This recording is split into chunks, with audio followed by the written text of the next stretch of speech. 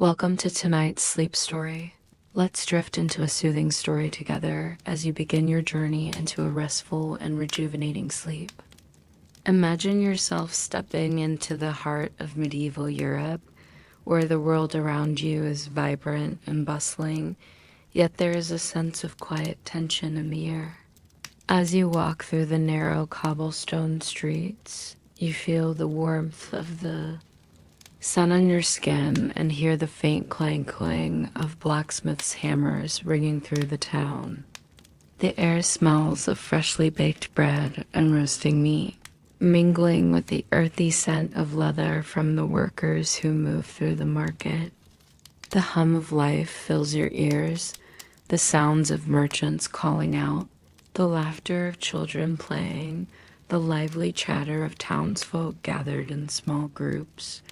You find yourself drawn toward a grand hall, its wooden beams creaking in the breeze as it stands tall, welcoming the evening's revelers. The heavy wooden doors open with a deep groan, and as you step inside, you're greeted by the intoxicating aromas of roasted boar and spiced wines that float through the air. The flickering light of dozens of candles dances across the walls, casting long shadows over the room filled with nobles and travelers alike. The low murmur of conversation rises and falls like the gentle waves of the sea, creating a warm, almost hypnotic atmosphere. As you walk deeper into the hall, the sound of laughter and cheers fills the space, echoing off the stone walls. The clinking of goblets and the crackling of the fire in the hearth create a soft rhythm, almost like a familiar lullaby. The tables before you are laden with platters of roasted meats, fresh bread, and fruits that seem to glisten in the candlelight. Jesters are weaving through the crowds, their bright-colored costumes a stark contrast to the rich, velvety gowns of the ladies and the finely embroidered tunics of the men. Their laughter is contagious, and for a moment you feel the joy of the feast seep into your bones. The sound of music begins to rise, soft at first, then building in volume as minstrels take their places at the far side of the hall, their lutes and drums creating a lively melody that lifts the spirit. You feel yourself sway gently to the rhythm of the music, the tension of the day slowly melting away as the song carries you deeper into the moment. The heat from the fire, the smell of the roasted meat, and the soft hum of voices seem to pull you into a dreamlike state. As the night goes on, you begin to realize that the feast is not just about food, but about showing power. The grand tables, the beautiful tapestries hanging from the walls, the rich food, all of it is a display. The nobles exchange stories of battle victories and foreign conquests, their voices filled with pride as they recount their deeds. You catch snippets of conversation, tales of lands far away, of riches beyond imagination. And yet, despite the grandeur of the event, there is something else in the air, a silent, underlying tension. Beneath the laughter and the music, there are unspoken rivalries, old grievances simmering just beneath the surface. The flickering candlelight casts shadows that seem to stretch across the room, giving the entire event a dreamlike quality, as if this world of excess and indulgence exists only in the fleeting moments between wakefulness and sleep. The music swells, and dancers take the floor, their flowing costumes spinning in the air as they move gracefully to the rhythm. The crowd claps along, their faces glowing with joy, their eyes sparkling with delight. For a moment, you feel completely immersed in the spectacle, as though you too are part of this magical world. And yet there is a part of you buried deep within that can't help but wonder, what is the true cost of all this excess? For all the beauty and luxury, for all the laughter and celebration, there is a shadow that looms over the feast. The peasants outside this grand hall, toiling in the fields, will never experience this joy, will never taste such rich food or wear such fine clothes. Their lives are defined by hard work, by exhaustion, and by the invisible weight of servitude to those who sit at the grand table. You find yourself walking across a vast open field, the air fresh with the scent of dewy grass and the earthy smell of soil after the night's rain. The ground beneath your feet is soft but firm as the morning sun begins to climb higher, casting long shadows across the field. The atmosphere is buzzing with anticipation as the crowds gather to witness one of the most exciting spectacles of medieval life, a tournament. Before you, knights clad in shining armor prepare for the day's contests. Their armor reflects the sunlight, making them appear almost otherworldly, like warriors from another time or realm.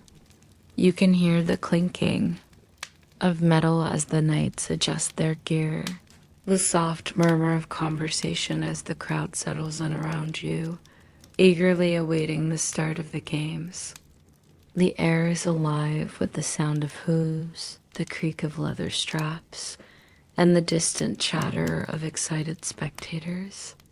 Everywhere you look, the atmosphere is charged with energy, as though the entire world has come alive for this one grand event. First event begins with the joust, the sound of hooves pounding the earth growing louder as the knights charge at each other, their lances aimed at their opponents. The thunderous noise of the horses' hooves is almost overwhelming, the tension palpable as the knights speed toward each other at breakneck speed. As the lances collide with a sharp crack, you can feel the shock wave through the air, and for a moment, everything is still frozen in time. The knights are thrown from their saddles, and the crowd erupts in a roar of excitement, their cheers filling the air, the sound echoing across the field. You stand there wide-eyed, taking in the spectacle. The dust rises from the ground, swirling in the air as the knights are helped to their feet by their squires. The sounds of clashing swords, the grunts of exertion, and the crashing of shields soon follow as the next round begins. The excitement is palpable, the crowd's energy infectious. You feel the heat of the sun on your skin, the sweat starting to bead on your brow. As the day's competition unfolds before your eyes dot as the tournament progresses, you move through. The crowd, drawn toward the next contest, the archery contest. The smell of fresh leather from the archers' bows fills the air as you watch them take their places, lining up at the target. The string of the bow twangs sharply as they release their arrows, each one sailing through the air, guided by the careful hands of the marksman.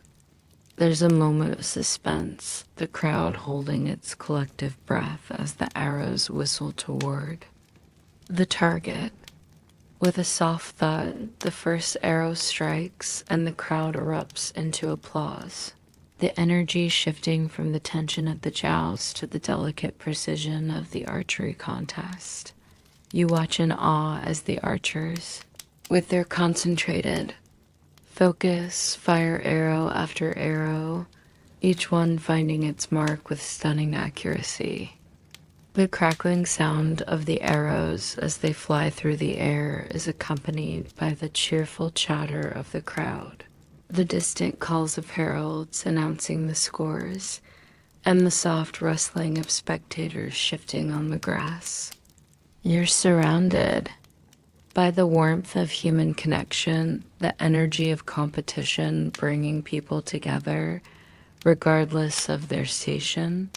But then, as the excitement of the contest dies down, you feel the shift in the air as the commoners' games begin.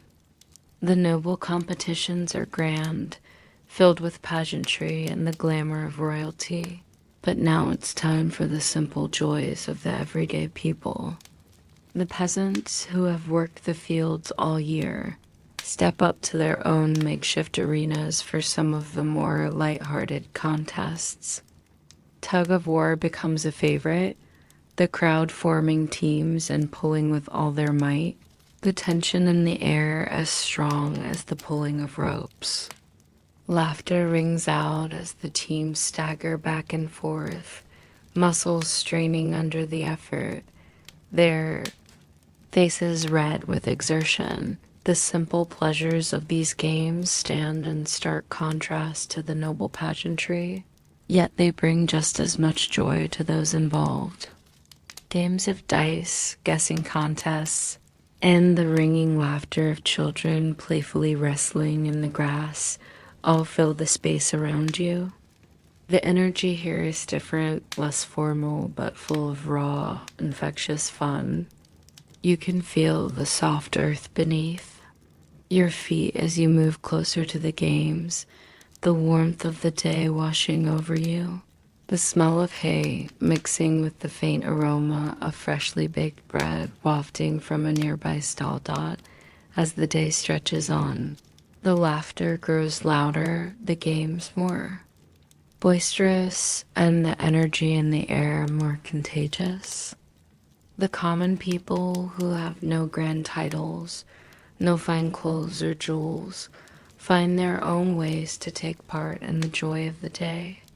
Their simple pleasures are just as important as the grand displays of wealth and power put on by the nobility. In these moments, the rigid boundaries between classes seem to blur, and for just a few hours, there is joy that is shared equally among all dot as the sun begins to dip below the horizon, casting a soft, golden glow across the medieval village. The atmosphere shifts. The vibrant sounds of music, laughter, and festivities fade into something darker, more mysterious. Whispers of secretive gatherings begin to circulate, and you find yourself drawn toward a quieter part of the town, where superstition and rituals take center stage. The night air is crisp and filled with the faint scent of burning herbs, incense, and candle wax, mingling with the musty smell of stone and damp earth from the streets. The distant clang of bells rings through the village, signaling the start of a ceremony, one that involves the mysterious powers that govern life and death. The villagers, wrapped in simple cloaks and tunics, gather around the fire, the flickering light casting dancing shadows on their faces. The energy is thick with anticipation and something else fear.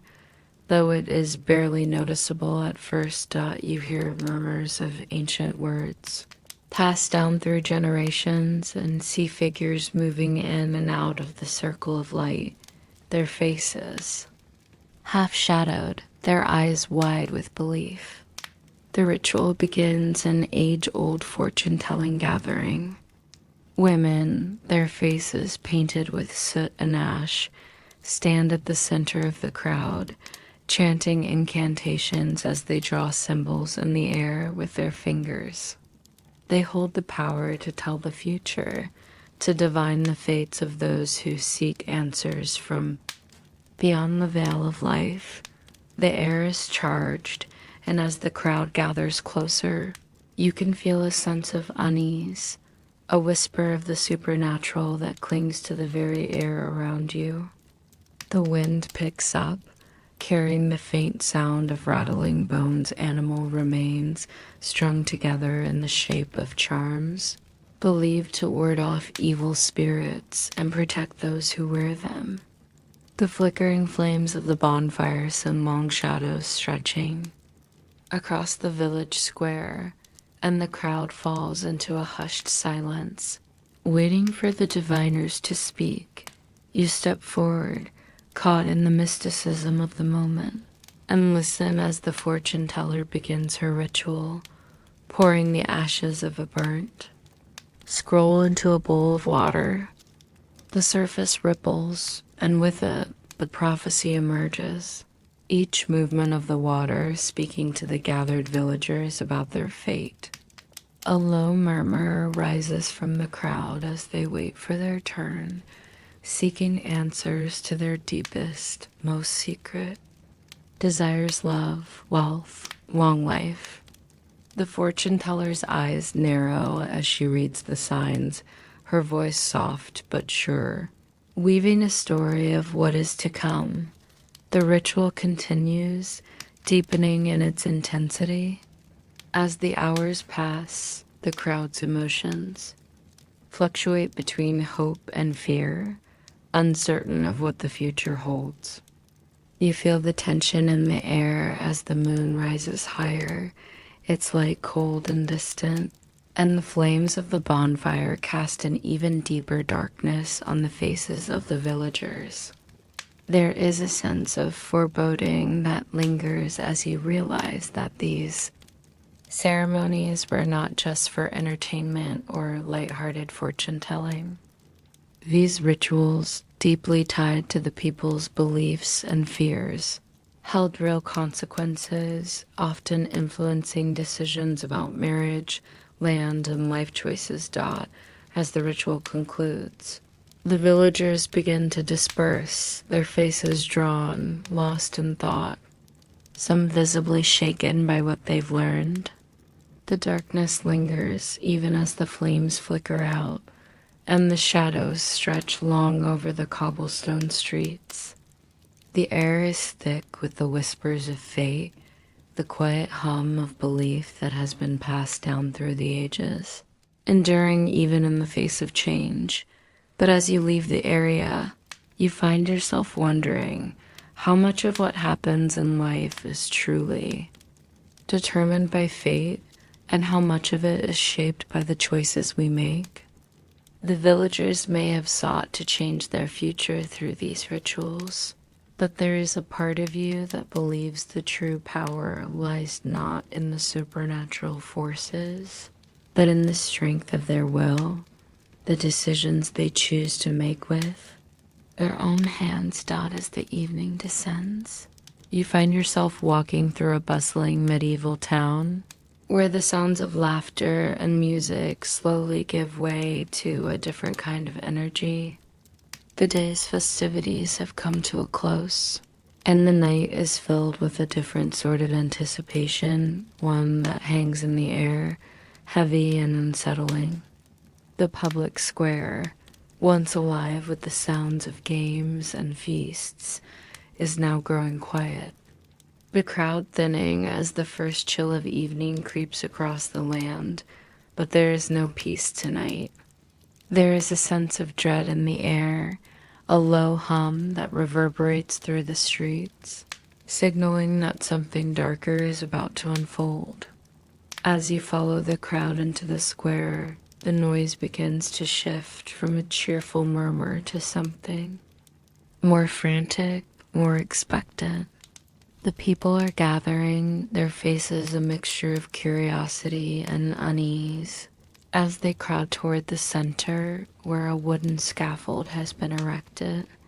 You realize, as you draw closer, that what is about to take place is not another joyous celebration, but something else entirely, a public execution. It's an event that has become just as much a part of the medieval entertainment as the jousts or feasts, a grim spectacle that serves as both punishment and performance. The smell of smoke from the burning torches fills the air, mingling with the acrid scent of sweat and fear.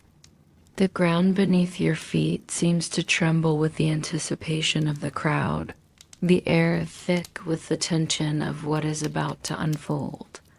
You can hear the murmurs of the crowd, their voices low and hushed as they wait for the condemned to appear.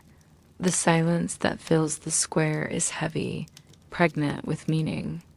The victim, a man accused of theft, or perhaps a minor crime, will be paraded before the crowd, stripped of his dignity and subjected to a public display of punishment. His humiliation is as much a part of the entertainment as the act itself. In a world where power is absolute, where the Pharaoh's will is law, the spectacle of punishment is a reminder of what happens to those who defy the system. The sound of chains clinking fills the air as the prisoner is led to the scaffold, his face pale and filled with a mixture of fear and resignation. The crowd watches in silence, their faces hushed with curiosity, some eagerly awaiting the grim spectacle, while others simply watch, feeling the weight of the moment. The crack of the whip echoes in the square as the executioner steps forward, his dark cloak billowing in the wind. The condemned man's fate is sealed. The executioner's voice rises above the crowd, announcing the crime the man has committed and the final sentence of death. The crowd shifts uneasily, they're nervous, excitement growing as the moment nears. You can hear the crunch of boots on gravel, the soft rustle of clothing as the people shuffle and whisper to one another, their eyes fixated on the prisoner, waiting for the inevitable conclusion. And then, with a single movement, the executioner raises his axe, and in a flash it comes down.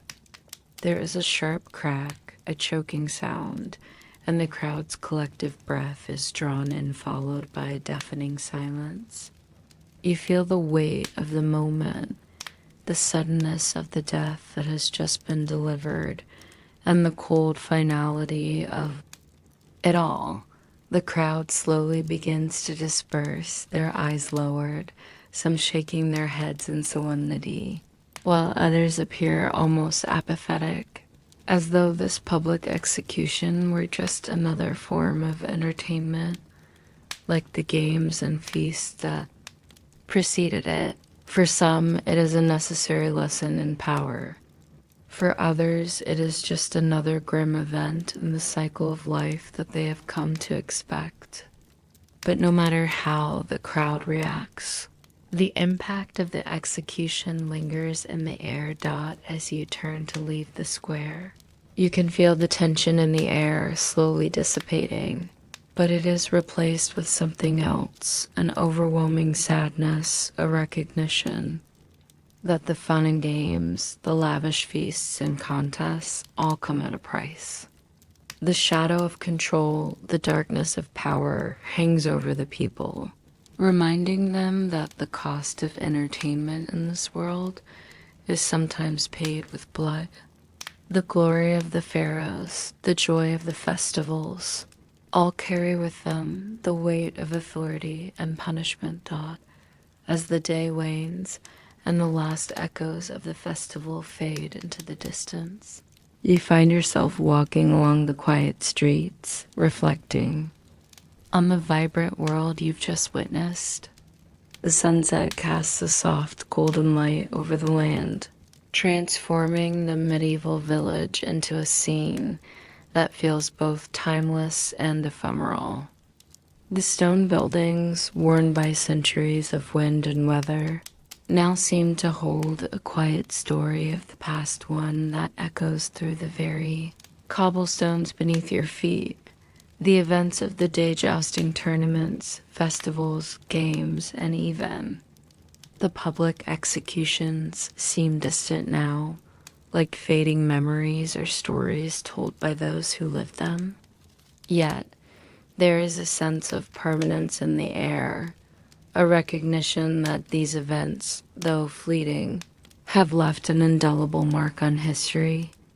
You can feel the pulse of time, the way in which traditions, rituals, And customs have shaped the way people live and interact, even to this very day. The ancient festivals, with their wild revelry and strange games, gave birth to some of the traditions we still enjoy today. You can see the echoes of these medieval gatherings in modern sporting events, carnivals, and even public performances. The joyful abandon of medieval revelers who gathered to share in the collective experience of celebration lives on in the crowded stadiums, the laughter-filled parades, and the lively fairs that mark the calendar of every generation. The connection between the past and present is clear, though the world has changed. The human desire to come together, to celebrate life, to compete, and to entertain remains as strong as ever. Yet, as you walk through the village, you begin to notice something else: how the dark side of medieval entertainment, the public spectacles that served as reminders of power, have also left their mark on the world. The blood sports, the punishments, the public executions, these too have influenced the way we view justice, authority, and control.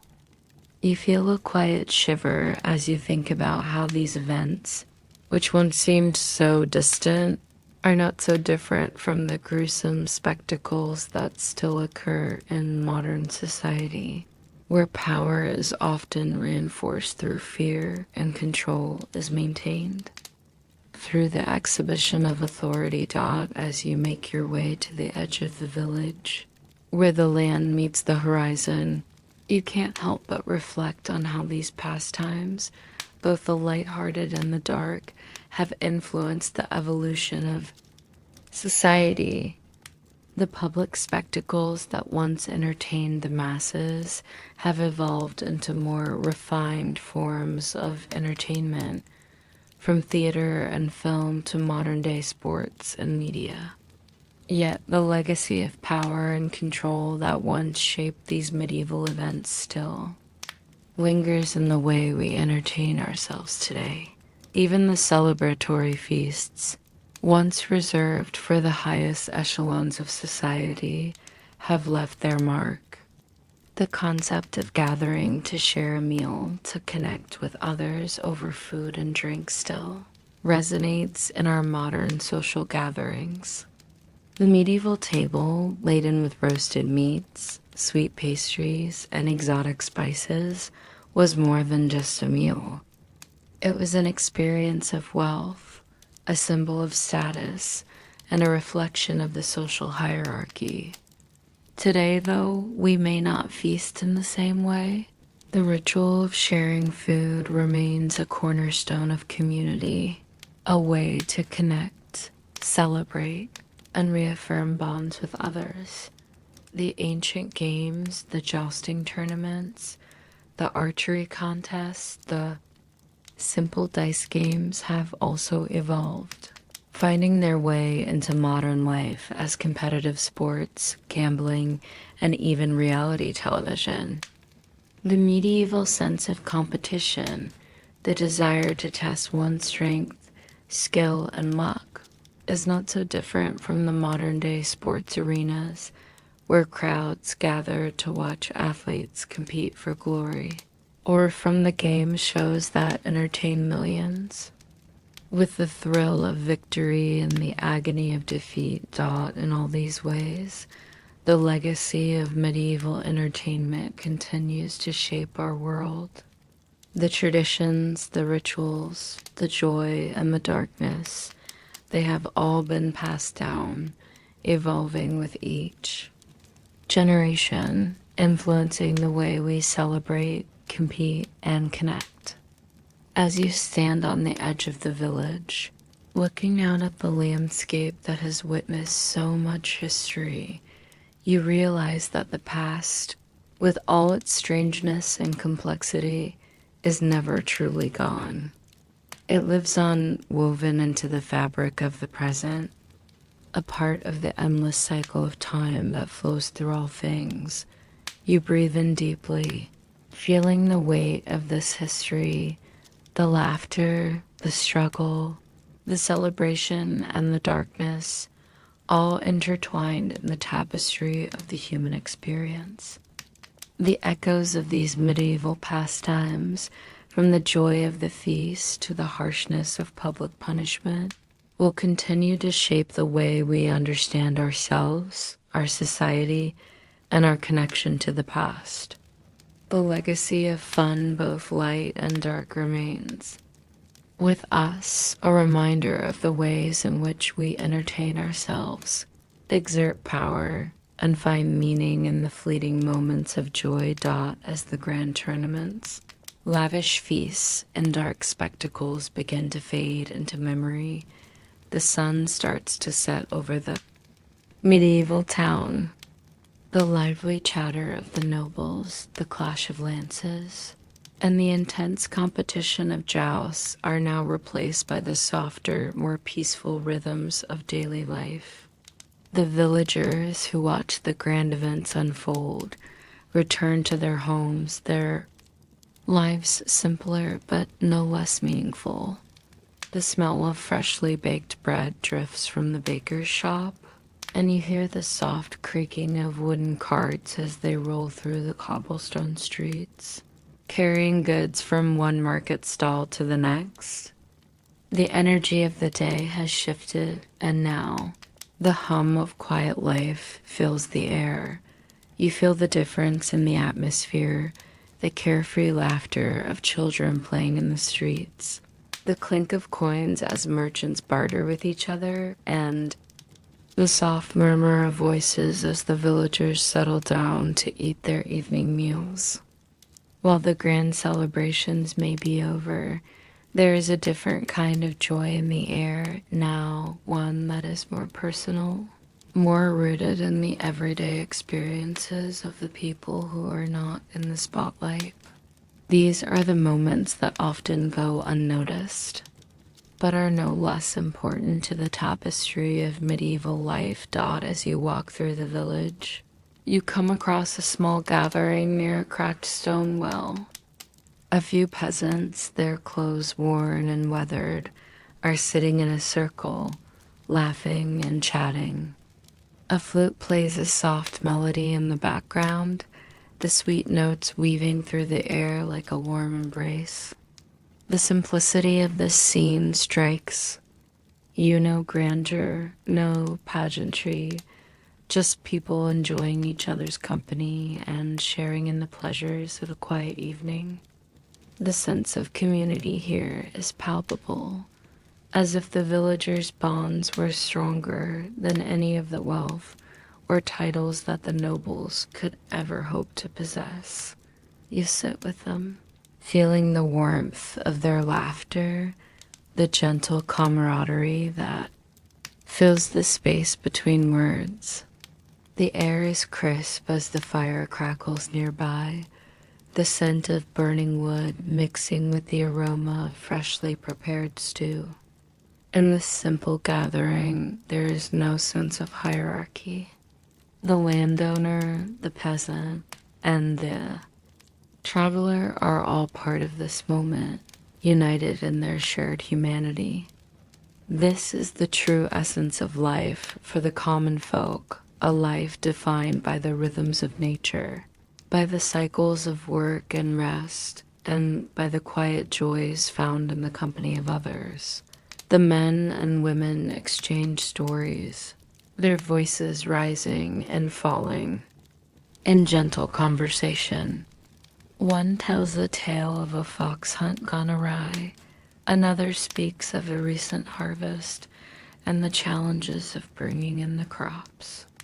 As the fire flickers in front of you, the sound of a fiddle joins the flute, creating a melody that fills the air with joy.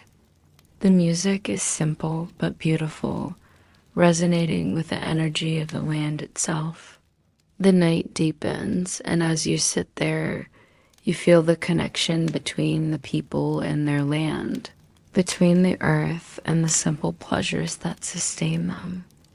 Begin to realize that while the grandeur of the feasts and the excitement of the tournaments captured the attention of the powerful, it was in these quiet moments, in the shared experiences of the common folk, that the true soul of medieval life could be found. The joys of the simple life, though often overlooked, are deeply rooted in the human experience.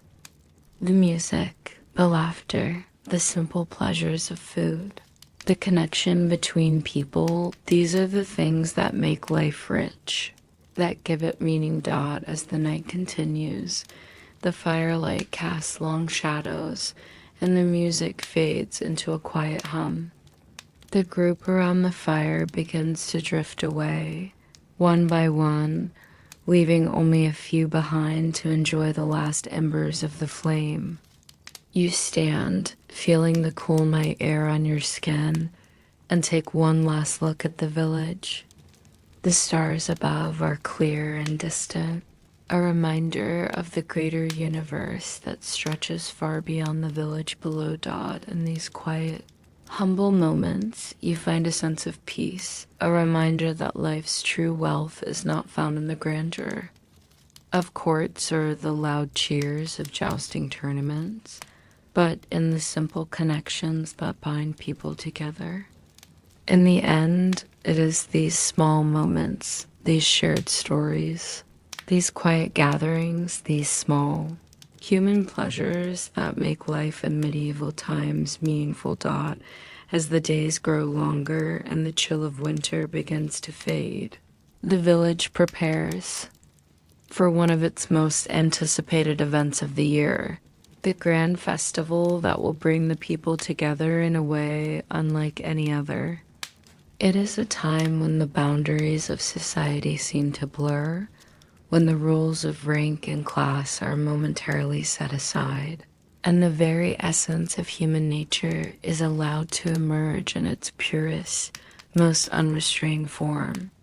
This is not just any festival. This is the carnival, a celebration of freedom, mischief, and revelry that transforms the town square into a vibrant tapestry of sound, color, and laughter.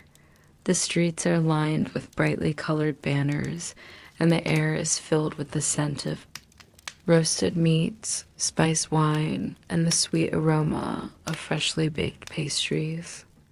You can hear the rumbling of drums, the shrill sound of flutes, and the laughter of children echoing through the narrow lanes as the festival preparations come to life.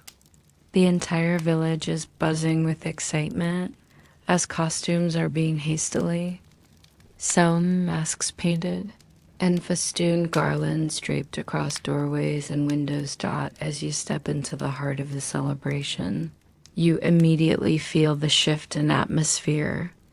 Here, in this temporary world of fantasy and chaos, the very nature of society is turned upside down. Masks are worn by all rich and poor alike, hiding identities and allowing a temporary escape from the roles they have been born into. Noblemen and commoners, who would otherwise keep their distance, now move freely through the crowd, laughing together, drinking together, and participating in the same merry madness. The invisible barriers that divide them in everyday life seem to disappear for this one brief, exhilarating period. In the midst of the festivities, you find yourself drawn toward the town square, where a large stage has been set up for the evening's entertainment. The town crier, now dressed in the wild, outlandish costumes of a jester, stands at the center, calling for the start of the games. You watch as mummers take the stage, their faces painted with bright, exaggerated expressions, their movements exaggerated and comical. Their laughter is infectious, their antics silly but clever, poking fun at both the nobility and the common folk alike. The games themselves are playful and absurd, from tug-of-war to mock duels where participants are armed with nothing but soft cushions and foam swords.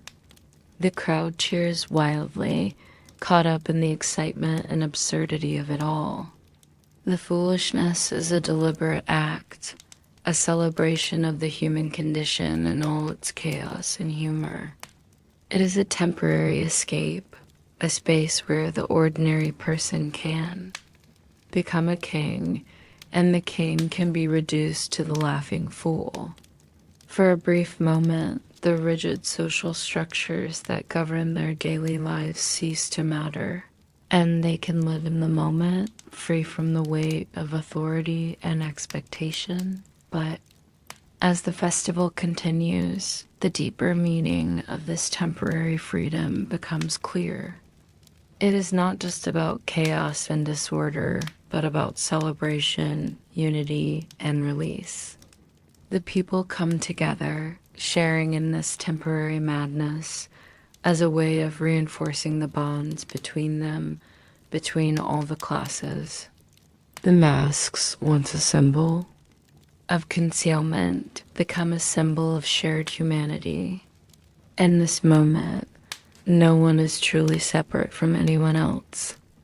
The festivities, the games, and the masks are all part of the same ritual, a ritual that acknowledges the human desire to break free from the confines of everyday life and to momentarily revel in the joy of simply being taught as the night deepens.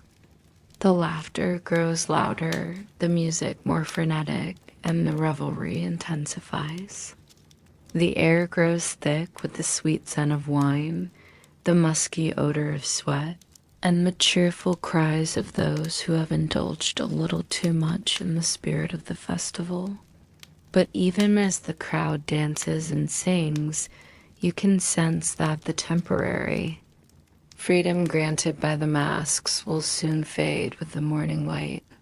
When the sun rises, the masks will come off, and the world will return to its familiar order. The nobles will rule, and the commoners will return to their labor. Yet, as the festival winds down and the last of the wine is poured, there is a quiet sense of gratitude in the air. The people, though exhausted, feel a deep sense of connection, not just to each other, but to something larger. The festival, in all its madness, has reaffirmed the bond of community, reminding them that no matter their station in life, they are all part of the same human experience. The temporary release they have shared will carry them through the hard days ahead, and when the masks are put away, they will return to their lives with a renewed sense of purpose, knowing that they are not alone in the struggle. As the festival draws to a close and the laughter fades into the night, you find yourself standing on the outskirts of the square, the ground beneath your feet still warm from the heat of the day. The moon is high above, casting a silver glow on the empty streets now that the revelers have begun to disperse, their laughter and music fading into the distance. The air feels cooler now, with only the faintest hum of activity lingering behind. It is in these quiet moments, when the world returns to stillness, that you begin to understand something deeper about the games the people of medieval times played, not just for fun, but for survival, identity, and control. In the distant echoes of the festival, you realize that medieval entertainment was more than just a source of joy or distraction. It was a tool of power. The feasts, the tournaments, the masquerades, and even the mockery of roles were not only for the pleasure of the people, but were designed to reinforce the structures of authority that held society together. The king, the knight, the nobleman all played roles in this grand game, and each act of entertainment served as a reminder of their place in the hierarchy. You can feel the weight of this power as you walk past the now quiet feasting halls, their tables still laden with the remnants of food and drink, the leftover scraps of opulence that once defined the nobility. The glittering goblets and crimson banners may be gone, but the memory of the feast lingers. You are reminded that the public displays of wealth and grandeur were not just a means of indulgence. They were symbols of power ways for the elite, to remind the rest of society of their superior status. The games and tournaments were not only opportunities for knights to prove their valor, but also an elaborate display of control, a performance for the masses to witness, a way to reinforce the illusion of invulnerability and divinity that surrounded the monarchy. Even the common folk, though free to participate in their own games, had a role to play in this grand performance. Their laughter and cheer were not only an expression of joy, but also a reminder to the nobility of the loyalty they commanded. The games, the festivals, and the public punishments all served to remind the commoners of their place in the system. They were meant to enjoy, to be entertained, but never to forget their status. The masks they wore, those physical ones and the invisible ones of societal roles, were there to remind them that in the eyes of those in power, they were subjects, not rulers. You stand there, looking out at the empty square, where only the quiet echoes of the day's celebrations remain. The wind picks up, sending a chill through the air as it moves through the stone buildings, carrying with it a feeling of emptiness. The masks are now gone, hidden away until the next festival, but you are left with the realization that these rituals were not just meant to entertain, they were designed to create a sense of order. Authority was constantly on display, and these performances ensured that everyone knew their place. As the moonlight bathes the empty streets, the contrast between the opulent feasts and the silent aftermath settles in. You are no longer in the thick of the revelry. Now you see the other side of the spectacle, the one where the laughter fades and the inequality that underpinned it all comes into sharper focus. For the peasants, there was no freedom in the fun. It was a momentary escape, but always limited by the harsh realities of their lives. For the nobility, the entertainment was a way to affirm their authority, their right to power, and their privilege. They were the stars of the show, their power made manifest through grand displays of wealth, while the common people were the audience, relegated to the roles of spectators and subjects. The public spectacles, from jousts to executions, were not just entertainment but acts of political control. They reinforced the social order by showing the power dynamics that governed life. The nobility displayed their strength and dominance, while the people's participation, either as viewers or participants, affirmed their position in the grand hierarchy. Even the humorous games, filled with laughter and mischief, contained subtle messages of submission and allegiance. The rulers were always watching, always ensuring that the illusion of freedom did not cross the boundary into actual power. But even in these moments of illusion, there was a sense of humanity. For in the fleeting moments between the grand performances, when the crowd laughs and the participants take a bow, there is a shared recognition of the complexity of life. The joy, the laughter, the rebellion, all of it is part of the same human spirit that, despite being constrained by the systems of power, finds a way to experience moments of connection, joy, and freedom, even if only temporarily dot as the echoes of grand tournaments and public spectacles fade into the night. You find yourself walking through the village streets, now bathed in the soft glow of the moon. The crowds have dispersed, the laughter and cheer now distant memories, leaving behind only the soft whispers of the wind as it rustles through the leaves of nearby trees. Yet, in the silence that follows the chaos of festivities, there remains a profound sense of resilience in the air, woven into the very fabric of this medieval world. It's a resilience not born from grand monuments or public performances, but from the simple pleasures of life that persist despite the weight of the world. The humble peasants, who make up the backbone of this medieval village, return to their homes, their work, and their routines. They do not seek the excitement of jousts or the rich feasts enjoyed by the nobility. Instead, their joy is found in the quiet rhythms of daily life, in the laughter of children playing in the fields, in the shared moments of rest after a hard day's labor, in the simple pleasure of a warm meal after a long day in the fields.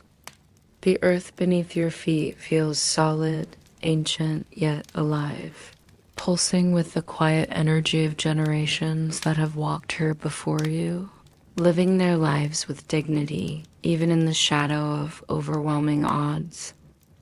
You follow the sound of voices rising from a small gathering near a modest wooden house. A circle of workers, their faces flushed from the day's labor, sit around a fire. The warmth of the flames contrasts with the crisp night air that carries the scents of earth and wood. They're not gathered for anything grand or formal. They have no need for elaborate festivals or public games to bring them joy. They simply gather together, as they have done for centuries, to share stories, to reminisce, and to enjoy the simple pleasure of one another's company. The flickering firelight casts the gentle shadows on their faces, the sound of their voices rising in a soft, rhythmic chorus, a familiar comfort in the stillness of the night. One of the workers, an old man with a weathered face and a long graying beard, begins to sing a folk song, his voice deep and raspy but filled with heart. The others join in, their voices harmonizing in the same way they have harmonized for generations. No instruments, just the pure simplicity of human connection. You close your eyes and allow the soft, melodic rhythm of the song to wash over you. The fire crackles, sending occasional puffs of warmth into the cold air, while the songs of the workers rise and fall like the gentle flow of a river dot in this moment. The vastness of the medieval world, the grand feasts, the lavish tournaments, the dark public punishments seems to fade into the background. The true heart of this world lies in the simple moments of human connection, in the shared laughter, the joy of community, and the quiet strength of the people who find their happiness, not in extravagance, but in the ordinary. The workers, having spent their days in the fields, tending to the land and animals, now find solace in one another's company, in their ability to laugh together, to share their stories, and to unite over the simple joys of being human, even. As you stand by the fire, listening to their song, you feel a sense of peace that has eluded you in the midst of the grand spectacles and displays of wealth. Here, there is no need for masks, no need for role-playing or social rank, only the pure joy of being together. The simplicity of their lives, the shared connection they feel, and the warmth of their companionship are the things that bind them together. In a world that often seems dominated by wealth, power, and spectacle, it is these small moments that endure, that give meaning to life, and that offer the true spirit of entertainment, not the fleeting thrill of external celebration, but the enduring joy of shared humanity. As the stars glitter in the clear sky above, you feel a deep sense of gratitude for these moments, the quiet, unassuming joys of everyday life that are too often overshadowed by the grandeur of the world. The festivals and tournaments will come and go, the rulers will change, and the great monuments will eventually crumble. But the resilience of the people, their ability to find joy in the small, simple things will remain. The workers who sing their songs by the fire, the children who play in the streets, the families who share their meals together, they are the true heroes of this medieval world. And their stories, though never sung by bards or immortalized in stone, are the stories that matter most. As the fire begins to fade and the night deepens, you join in their song, your voice blending with theirs. The melody is simple, but it carries a profound truth that the greatest joys in life often come not from the grand, but from the humble, from the small moments that make up the vast tapestry of life.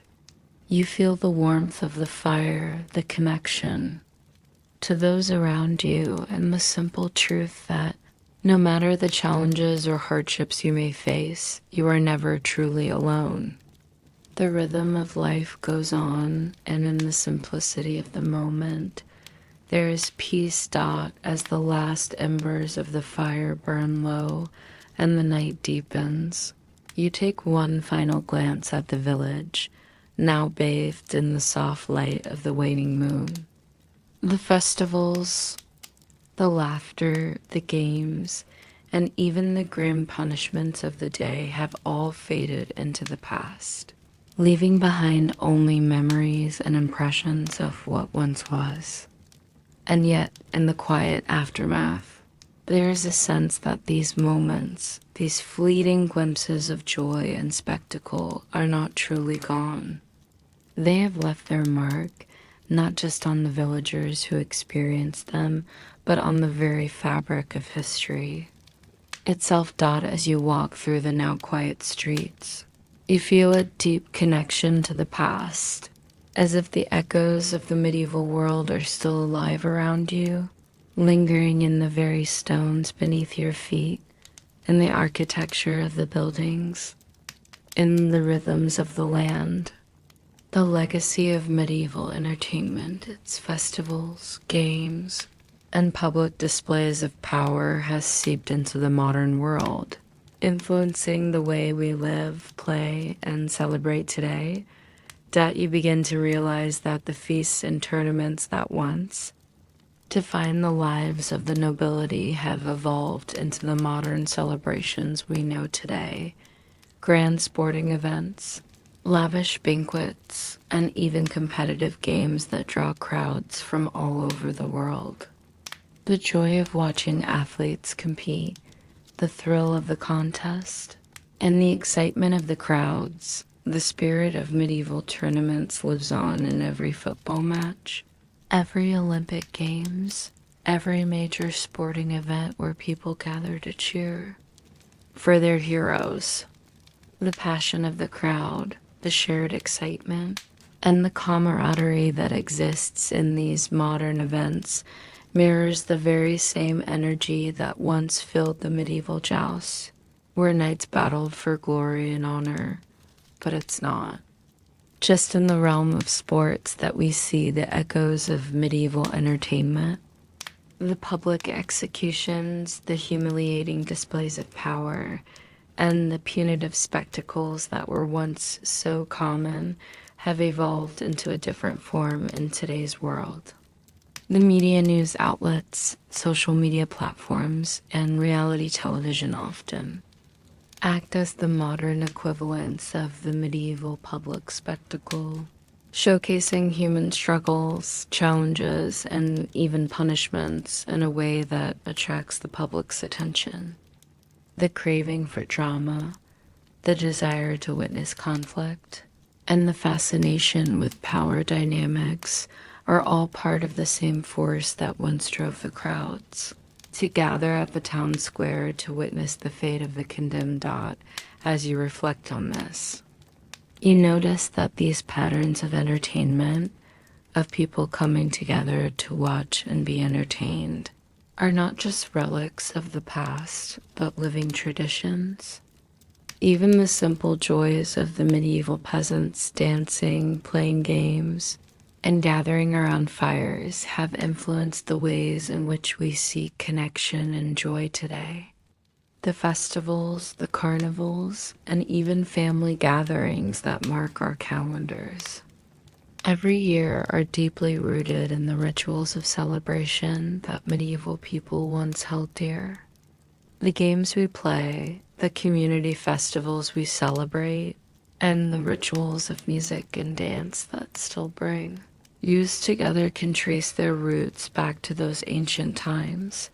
You stop for a moment, feeling a deep sense of peace as you think about how these traditions have endured through the centuries.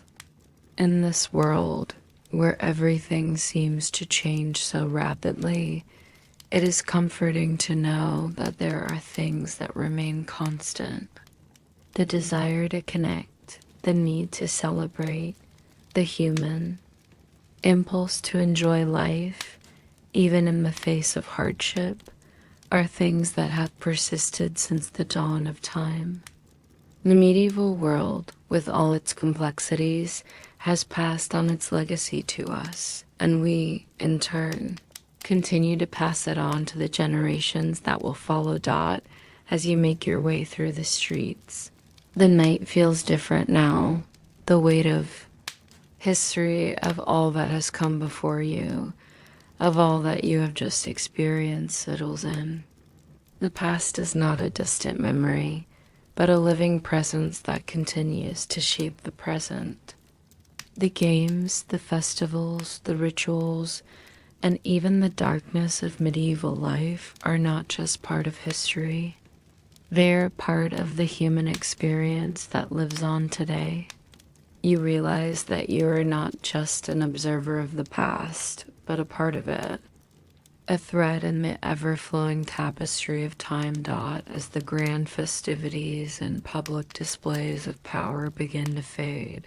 You find yourself walking into the quieter part of the village, where the true unsung heroes of medieval entertainment reside. Here, amid the bustling streets and vibrant marketplaces, there exists a hidden world, a world of minstrels, acrobats, and storytellers, whose talents weave together the fabric of medieval life in ways both subtle and profound. These performers may not have worn shining armor or resided in opulent castles, but their contribution to the medieval world was just as important as any grand tournament or feast. You step into a humble tavern, the soft glow of candlelight illuminating the wooden beams overhead. The crackle of a distant fire fills the air with warmth, and the scent of stew mingles with the heady fragrance of ale. The room is alive with murmured conversation and the occasional laughter, but what captures your attention is the group of minstrels in the corner.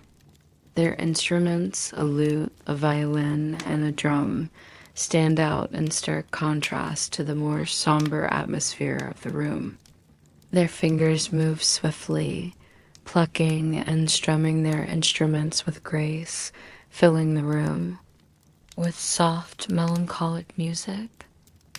The villagers, weary from a long day's work, gather around to listen, their faces lighting up with genuine joy as the music seeps into their tired bones.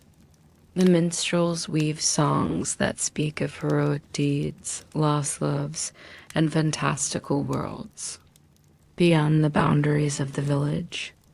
These are not just songs, they are stories and melody, carrying the hopes and dreams of the people, offering them a temporary escape from their struggles. For a brief moment, they are not laborers or peasants, but listeners to a tale that connects them to a world of wonder and possibility. The music plays on, rising and falling in tempo, and you can feel the collective energy of the room shifting. Some sing along, their voices joining in harmony with the melodic notes that fill the air.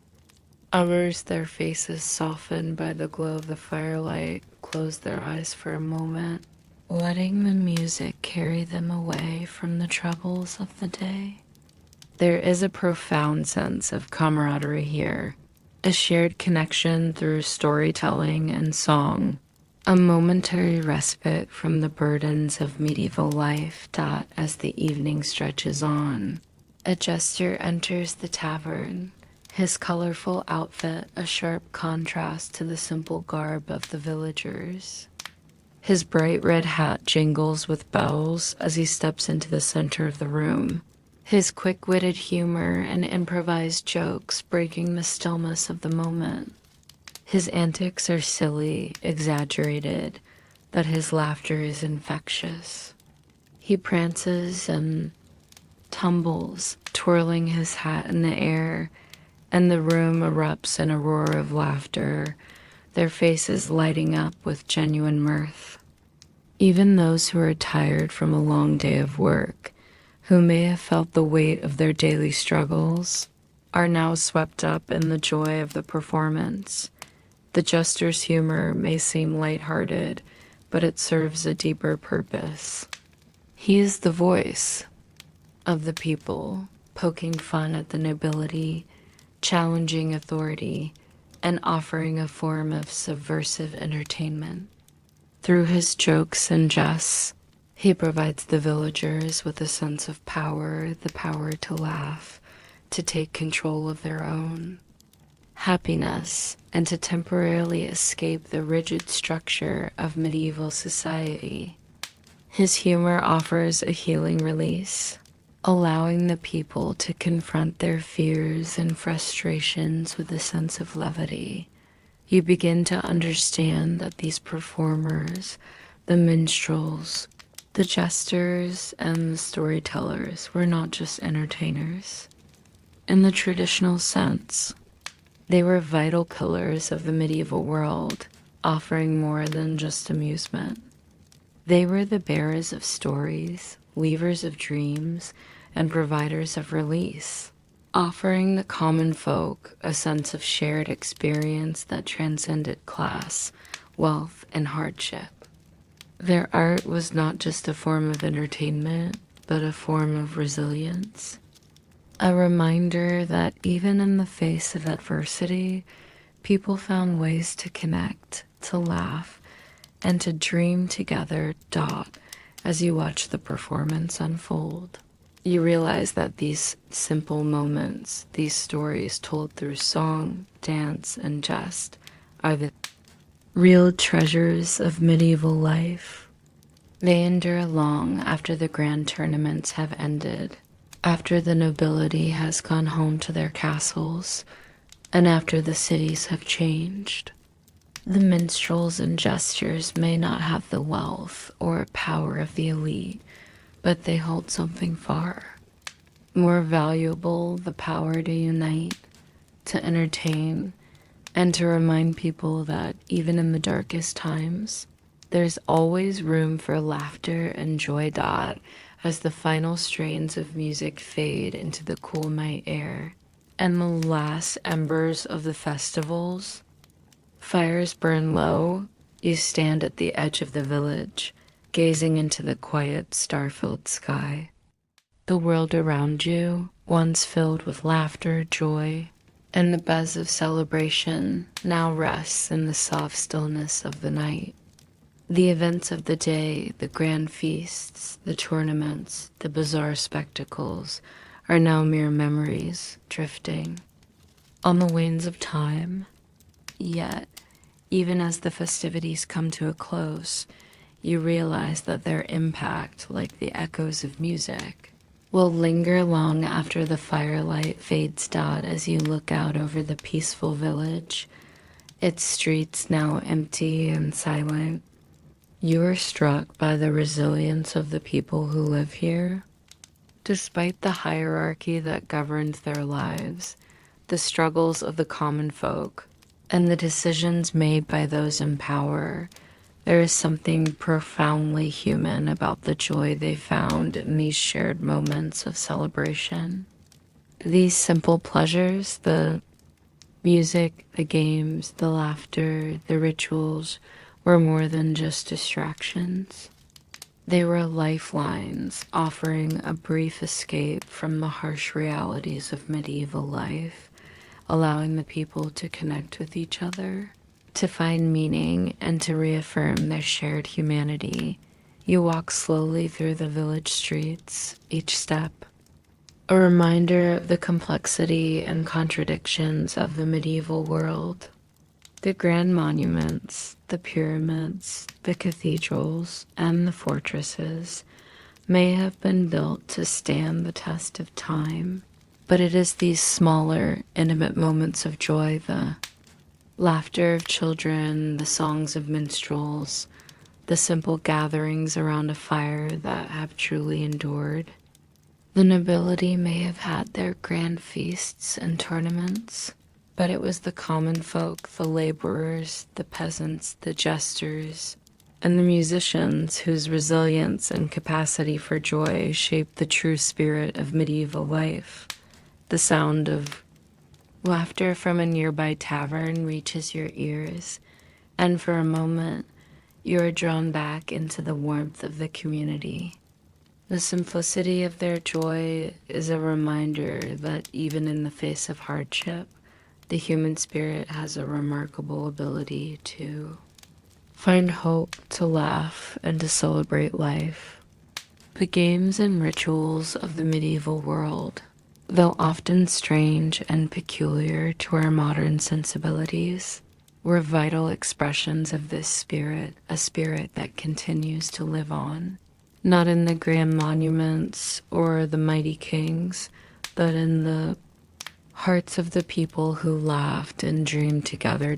As you stand there, in the quiet after the storm of celebration, you realize that the true legacy of medieval entertainment lies not in the spectacles or the displays of wealth, but in the way these events brought people together, gave them a sense of identity, and helped them navigate the complexities of life. The festivals, the games, the performances, and even the mockery of authority were all part of a grand human story, one that continues to be told. From generation to generation, the laughter that once filled the air now echoes softly in your mind, a reminder of the power of shared joy. It is a reminder that no matter how difficult life may seem, there's always room for connection, for laughter, for celebration. And in those moments, we are reminded of the simple beauty of being alive. As the night deepens and the stars above shine brightly, you feel a quiet peace settle within you. The medieval world, with all its oddities, its joys, and its sorrows, has left a lasting imprint on your soul. The spirit of fun, community, and resilience transcends time, and the laughter and games of medieval life will continue to echo through the ages. In the hearts of those who find joy in the small moments and the simple pleasures that bind us all, set against the backdrop of medieval life, this story explores the strange and varied forms of entertainment that captivated people during this tumultuous period.